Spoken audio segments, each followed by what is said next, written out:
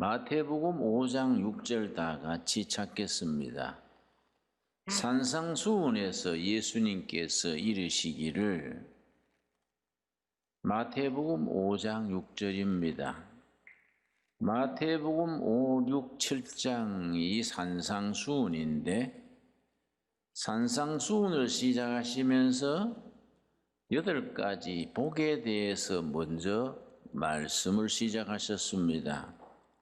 5장 6절에 이르기를 의에 줄이고 목마른 자는 복이 있나니 그들이 배부를 것이며, 성경 원문에는 훨씬 시적으로 되어 있어서 복이 있도다.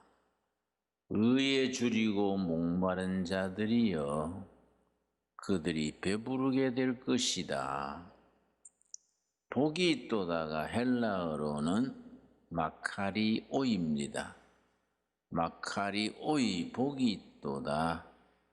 의에 줄이고 목마른 자들이여 그들이 배부르게 될 것이다. 줄이고 목마르다는 것이 참 중요합니다.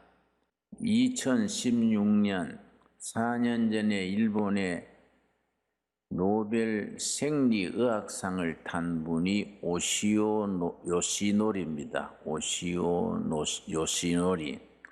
요시노리 박사가 평생 40년간 연구해서 노벨상을 받았던 주제가 뭐냐면은 우리가 금식할 때에 어떤 건강에 효과가 있느냐. 그게 요시노리 박사의 연구의 주제였습니다. 그걸로 노벨 생리의학상을 받았습니다. 사람의 몸에는 50억 이상의 세포가 있습니다.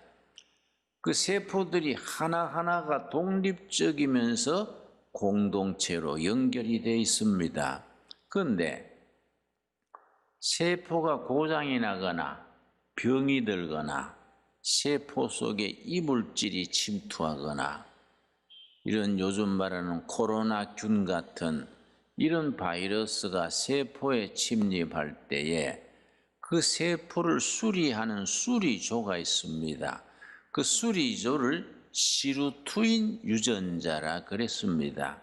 그 시루투인 유전자가 언제 활동하느냐? 배부를 때, 비만할 때 절대 시루투인 유전자, 세포 수리조가 움직이지 않는다.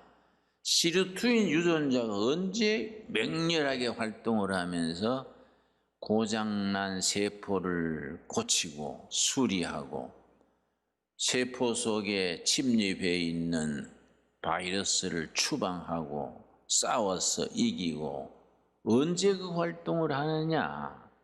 헝그리 할 때, 위장에 음식이 비어있고 금식하고 굶주릴 때에 시루투인 유전자가 맹렬하게 활동을 한다는 겁니다.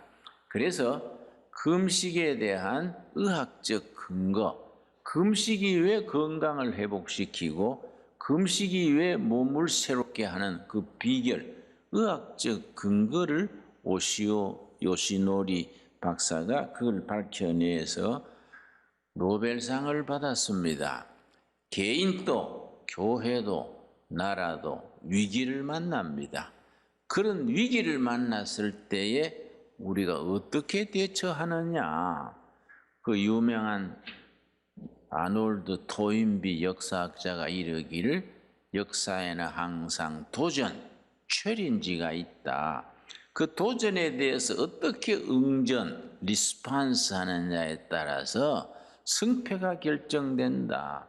우리는 끊임없는 도전을 받습니다.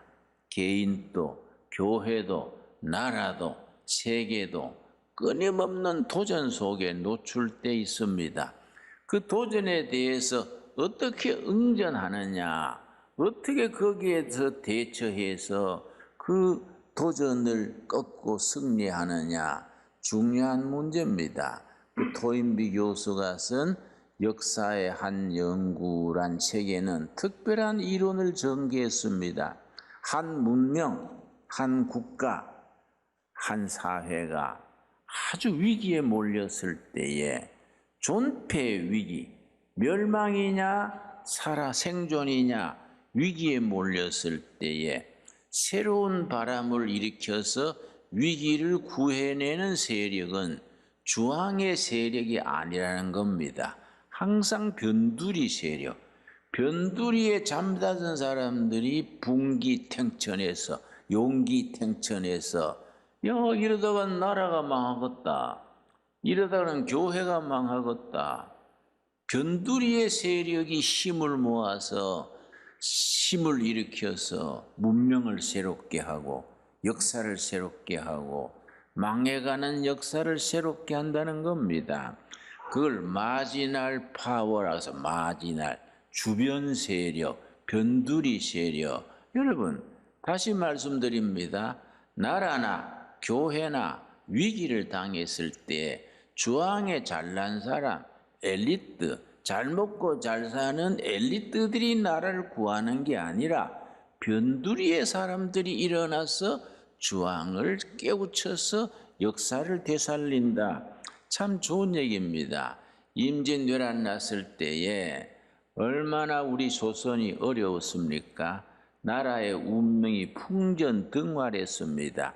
그때 이순신 장군이 배 12척을 가지고 일본 선단 340척에 도전을 하면서 선조 대왕에게 상소를 글을 올렸습니다. 우리 신에게는 아직 12척의 배가 있습니다. 나라 일에 절망하기에는 너무 이릅니다. 12척의 배로서 뭐 하겠습니까? 그러나 우리 이순신 장군은 소신에게는 아직 12척의 배가 있습니다. 12척의 배가 있으니까 아직 포기할 때가 아니라는 겁니다. 그래서 밤에 깊이 수루에 앉아서 고민하다가 잠이 들었는데, 여러분 이순신 장군의 난중일기란 책은 반드시 읽어야 될 책입니다. 그 난중일기에 뭐라고 썼느냐 하면은 수심에 잠겨서 나라 일 걱정하다가 잠이 들었는데 신인이 나타나서, 신인, 우리가 말하면 성령이죠. 성령이 꿈에 나타나서 작전 지휘를 해줬습니다. 내일 이렇게 싸워서 승리해라. 그 신인이 나타나서 그렇게 지시를 해주니까 그걸 그 다음날 그 신인이 가르친 대로 창고를 해서 싸워서 명랑해전 12척의 배로 340척의 일본의 선단을 깨뜨렸습니다. 위기에는 하나님이 도우시고 하늘이 도우십니다. 여러분 6.25 전쟁 때에 낙동강 방어선 아시지요? 낙동강 방어선이 뚫리면은 대한민국은 무너집니다. 그래서 낙동강 방어선을 쳐놓고서는 메가더 사령부에서 유엔군과 국군을 일본 오사카로 옮기는 계획을 세우고 있었습니다. 그때 참 안타깝게도 낙동강 그 다부동 전선이 뚫렸습니다. 다부동 전선이 뚫려가지고 낙동강을 건너서 인민군이 물밀듯이 밀려들어오니까 지난주에 죽은 백선엽 장군이 별 3개짜리입니다. 장군이 권총 들고 최전선에 서가지고 쫓겨오는 국군들 앞에 이러면 나라가 갈 데가 없다. 내가 앞장설 테니 나를 따르라. 진짜 나를 따르랍니다. 내가 후퇴하거든 뒤에서 나를 쏴 죽여라. 대장이 별 3개짜리가 총 들고 앞장서니까 후퇴하던 사병들이 전부 뒤돌아서서 그 뚫렸던 전선을 막았습니다. 그걸 막고 있는 동안에 메가더가 인천 상륙 작전을 성공해서 우리 6.25 때 나라를 구할 수 있었습니다. 여러분 우리 역사에 그런 예는 참 많습니다. 한 교회도 마찬가지고 나라도 마찬가지고 절대절명의 위기에 처했을 때에 그때 우리가 정말로 필요한 게 교회입니다. 교회. 예수 그리스도의 교회는, 한국 교회는 이 나라를 지키는 마지막 보루입니다. 나라 사정이 아무리 어려워져도 예수 그리스도의 교회가 있는 한 교회가 마지막 전선, 최전선, 그걸로 프랑스 말로 아방가르드, 최전선, 이 사병들이 목숨 걸고 지키는 최전선, 아방가르드의 교회가 자기 사명을 다하면은 하나님이 보호하사 나라를 지키고 교회를 일으키고 백성을 붙들어 주시게 되실 줄로 믿습니다. 20세기에 지난 세계의 세계사의 가장 큰 사건 두 가지를 역사학자들이 그걸 발표했습니다. 20세기의 가장 큰 사건 두 가지, 여러분 뭘 것 같습니까? 2차 대전 최고 사건일 것 같습니까? 여러분 전년 역사 전문가들의 관점은 다릅니다. 20세기의 가장 큰 사건 두 가지를, 첫째는 일본이 일어난 것. 동양의 조그마한 섬나라 일본이 청일 전쟁에 이기고 로일정에 러시아를 물리치고 일본이 일어난 것이 첫 번째 큰 사건이라 했습니다. 두 번째는 소련 공산당이 싸우지 않고 무너진 것, 이게 큰 사건이라 그랬습니다. 나는 그걸 읽으면서 21세기를 생각합니다. 21세기에 큰 사건이 두 가지 있어야 합니다. 중국이 싸움 없이 그냥 허물어지는 겁니다. 그래서 만주가 한국 땅으로 넘어오는 겁니다. 본래 우리 땅 아닙니까, 여러분? 그래서 만주에 우리가 둘의 마을을 미리 잡아놨습니다. 우리 농장이 130만 평입니다. 만주 그게 연변에 130만 평 우리 둘의 농장이 있는데 130만 평 농장이 얼마나 큰지 아십니까? 내가 한 번 걸어보려고 다 돌다가 몸살 났어요. 너무 넓습니다. 거기에 옛날 김홍도 장군, 김자진 장군이 독립운동하면서 신병 훈련시켰던 연변장이 있습니다. 나는 거기에 통일된 뒤에 대한민국 청년들, 목사님들을 데려가서 김홍도 장군이 신병 훈련시켰던 연병장에 우리 거기서 훈련하고 싶어요. 하나님께서 이루어질 줄로 믿습니다, 여러분. 여러분, 21세기의 큰 사건이 뭡니까? 중국이 그냥 주저앉는 것하고, 둘째는 여러분 한국이 통일 한국을 이루고 세계의 강대국으로 떠오르는 겁니다. 20세기는 일본이 일어나는 것이 세계적인 큰 사건이라면은 21세기는 코리아가 떠오르는 것이 세계적인 사건으로 돼야 됩니다. 거기에 하나 더 붙이면은 한국 교회가 세계사적인 민족사적인 민족 복음화와 세계 복음화의 사명을 감당해야 되는 일입니다. 그 일을 능히 하게 될 줄로 믿습니다.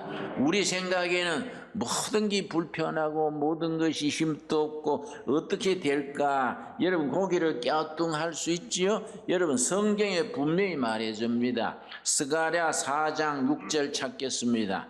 구약 성경 스가랴 4장 6절에 분명하게 말해줍니다. 성경은 분명히 우리가 할 수 있다고 말해줍니다. 스가랴 천천히 찾겠습니다. 여러분 평소에 스가랴를 안 찾으니까 스가랴가 신약에 있나 구약에 있나 아주 짐작 못하는 분들이 있겠지요. 스가랴 4장 2절입니다. 4장 2절 말씀 천천히 찾습니다. 성경을 빨리 찾으려면요 더 잘 안 찾깁니다. 4장 6절 말씀.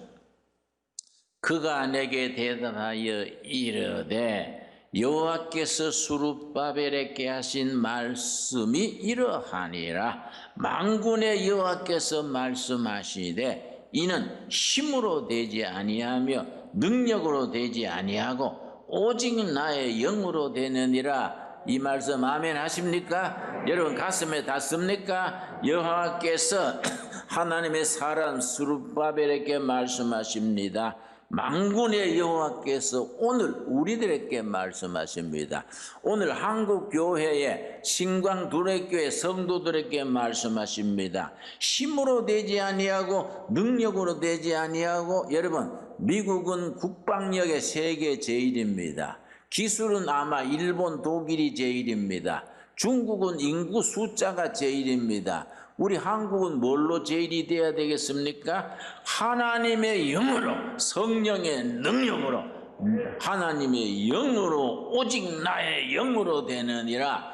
여호와의 영을 받아서 성령 충만해서 성령의 능력을 힘입어서 복음의 능력으로 무장을 해서 우리가 그런 일에 도전해서 열매 맺게 돼야 됩니다. 우린 그런 사명, 그런 비전을 깨달아야 됩니다. 그런 비전과 사명이 있는 사람을 하나님이 찾으십니다. 여러분, 요엘서 2장 28절 한번 찾겠습니다. 구약 성경 1272페이지에 요엘서 2장 28절 말씀, 참 귀한 말씀입니다. 여러분, 이사야서에 분명히 말하기를 성경에는 짝이 있다.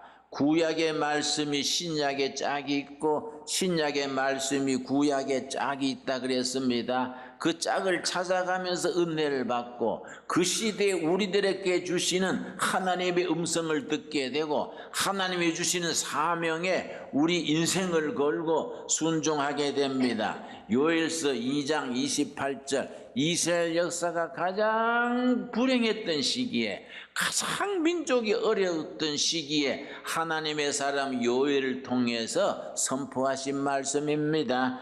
그 후에 내가 내 영을 만민에게 부어주리니, 성령을 성도들에게 만민에게 부으셔서 너희 자녀들이 장래 일을 말할 것이며 너희 늙은이는 꿈을 꾸며 너희 젊은이는 이상을 볼 것이며. 29절 우리 한번 같이 읽겠습니다. 그때 내가 내 영을 남종과 여종에게 부어줄 것이며. 여러분, 이 말씀 아멘 하십니까? 여러분, 이 요엘 선지의 이 선포의 말씀이 사도행전 2장에서 응답이 되었습니다. 사도행전 2장 16절 찾겠습니다. 오순절 성령 충만의 역사가 임한 뒤에 사도행전 2장 사도 베드로가 앞장서서 요엘서 이 본문 말씀을 인용하면서 예루살렘 시민들에게 세상의 이 말씀을 선포했습니다. 살아계시는 말씀을, 살아있는 하나님의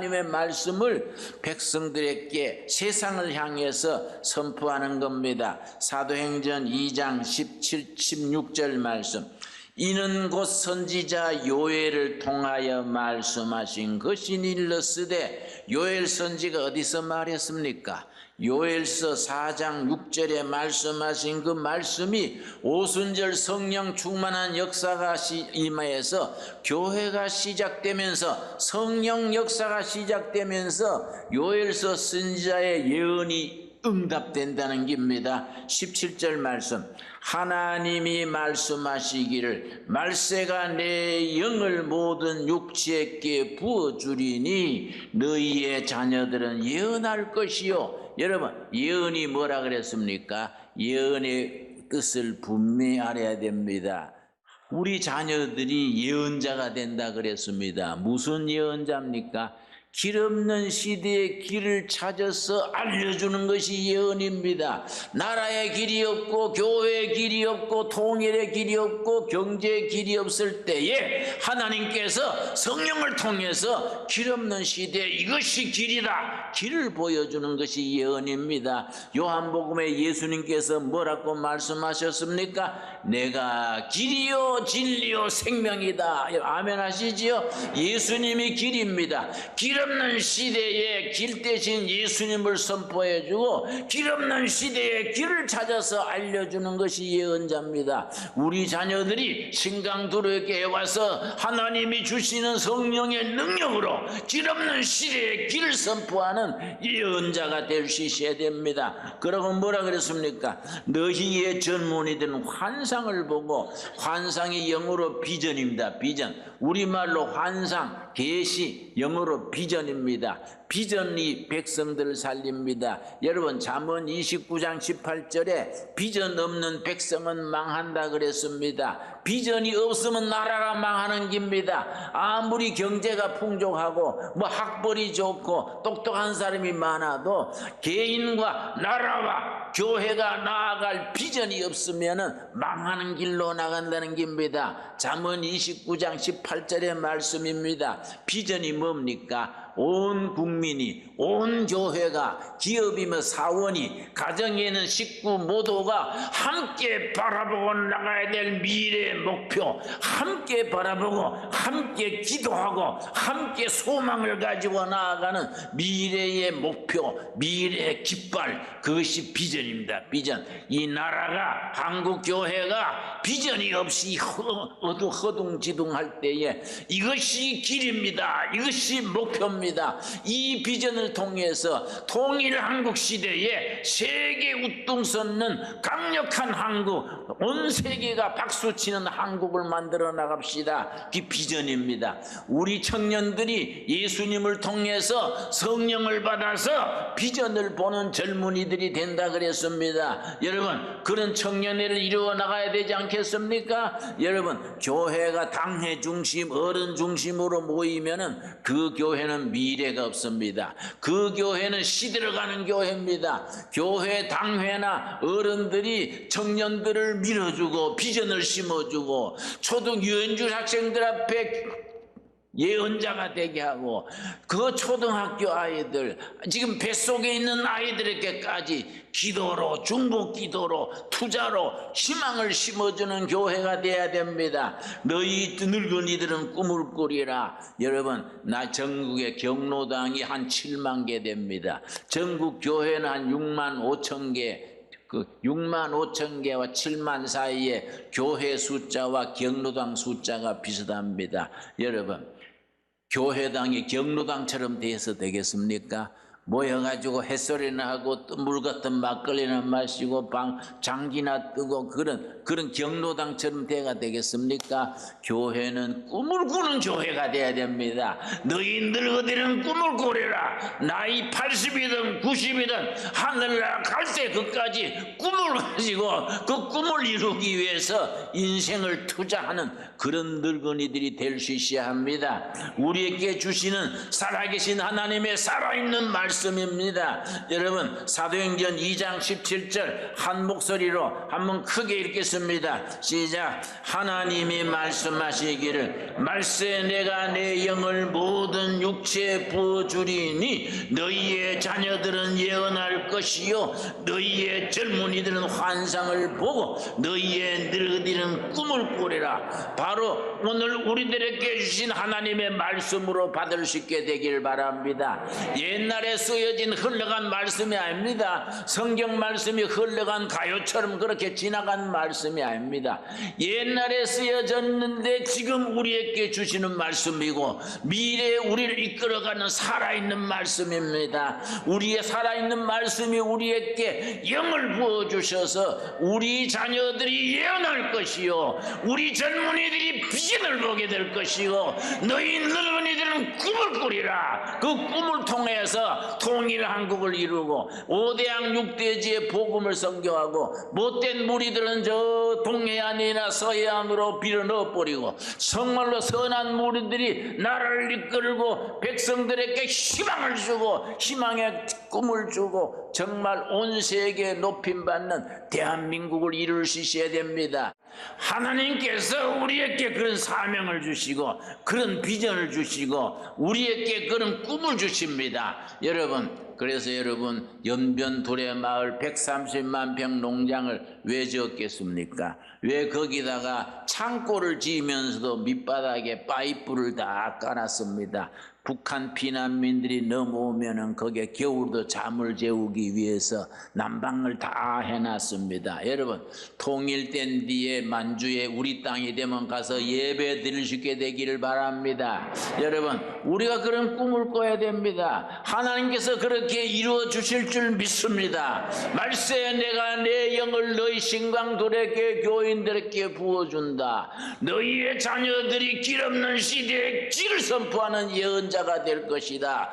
너희 젊은이들이 희망을 잃어버린 인류 나라 백성들에게 희망의 깃발을 올려주는 비전을 보게 될 것이다. 너희 늙은이들이 꿈을 꾸는 꿈꾸는 자들이 될 것이다. 아멘. 그렇게 믿고 이루어지는 우리가 되어질 수 있기 바랍니다. 기도하겠습니다. 이 프로그램은 CTS 방송가족의 사랑과 후원으로 제작되었습니다. 후원전화 02-6333-1003번, ARS 060-808-1004번으로 전화주세요.